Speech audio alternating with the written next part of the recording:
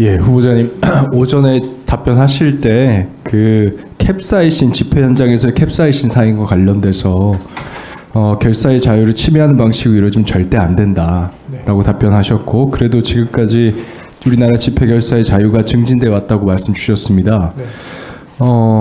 관련돼서요, 살수차는 혹시 어떠십니까? 살수차도 마찬가지가 아닐까 생각합니다.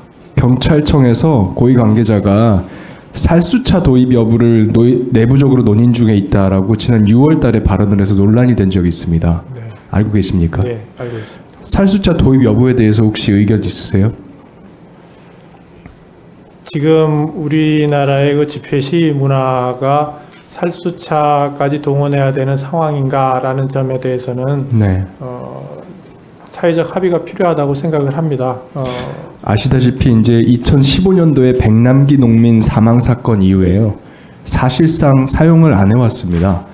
그리고 그 백남기 농민 사망 사건은 헌법재판소에서 헌법적 판단도 사실 이루어졌습니다. 알고 계시죠? 네.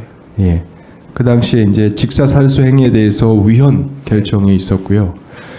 2020년 4월 23일 날 헌법재판소가 위헌 결정을 하고 난 이후에 경찰청이 가지고 있던 19대의 살수차를 모두 폐기한 바 있습니다. 네. 그런데 이걸 다시 도입 여부를 논의하고 있다라고 해서 사회적으로 논란이 됐었는데, 이것은 결국 헌법재판소 결정에서 폐기됐던 이런 사회적 흐름하고 반대된다고 저는 생각합니다. 후보자님 동의하지 않으세요?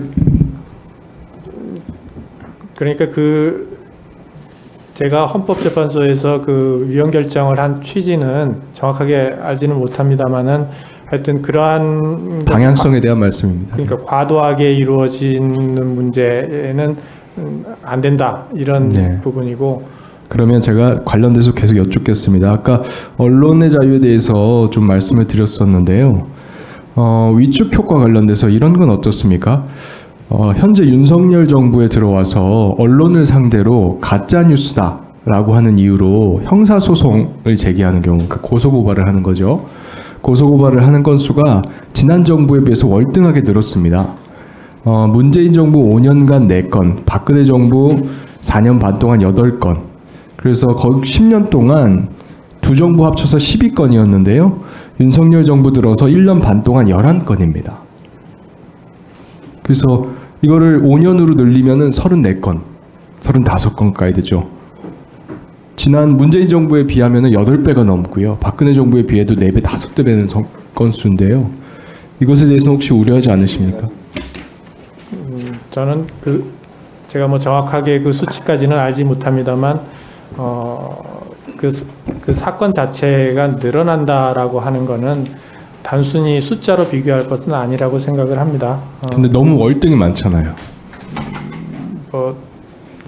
그렇게 보이기는 합니다. 네. 숫자상으로는. 그리고 이게 특히 이제 전문가들은 우려를 크게 하고 있습니다. 이유를 제가 말씀드리면, 지금 형사 고발 대상이 되는 것들이 일반적으로 그냥 유튜브상의 허위 정보 유포하는 경우를 말하는 게 아니라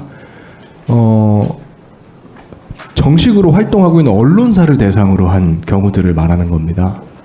그런데 전문가들은 언론사의 경우에 이것이 진위 여부가 정부하고 사이에서 의견이 달라서 문제가 된다고 하더라도 이걸 형사적으로 접근을 하거나 또는 이걸 가짜뉴스로 규정하는 것은 신중해야 된다라고 하는 견해들이 많습니다. 제가 참고로 말씀을 드리면 2020년에 우리나라 방송통신위원회가 구성한 전문가 회의에서도 가짜뉴스라고 하는 단어를 보도에 대해서 쓰면 안 된다라고 하는 의견이 나온 적이 있고요. 또 유럽의 DSA 실천 강령이라고 하는 게 있습니다.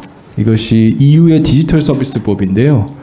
이 법의 신청 강령에서도 언론사 취재 정보에 대해서는 허위 조작 정보라고 하는 개념을 쓰면 안 된다. 이게 자칫 잘못하면 언론사의 언론 보도의 자유, 그걸 통해서 국민들의 공론 형성하는 자유를 위축시킬 우려가 있다. 그래서 둘을 구별해야 된다.